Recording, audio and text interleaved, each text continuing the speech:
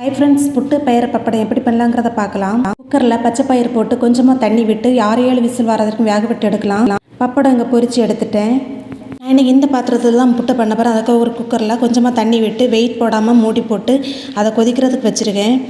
சம்பா புட்டு மாவில் தேவையான அளவுக்கு போட்டு தண்ணி விட்டு நல்ல விரைவி வச்சுட்டேன். இனி புட்டு பாத்திரத்தில் அடியில் தேங்காய், மேலே புட்டு மாவு, அதுக்கு மேலேயும் தேங்காய் போட்டு மூடி அந்த குக்கரில் வச்சிடலாம். அது வேகட்டும். லேஸ் ஆவி வந்துட்டு உடனே எடுக்கக்கூடாது, கொஞ்சம் நேரம் கூட வேகணும். இங்கே பார்த்தீங்கன்னா பயிறு நல்லா வெந்துட்டு கொஞ்சமாக உப்பு போட்டு நல்லா கலந்து விட்டுறலாம். எங்கள் ஊரில் இந்த புட்டு பயிறு பப்படம் ரொம்ப ஸ்பெஷல், எல்லாருக்குமே பிடிக்கும். இப்போ புட்டு வெந்துட்டு இதை ஒரு பிளேட்டுக்கு மாற்றிட்டேன்.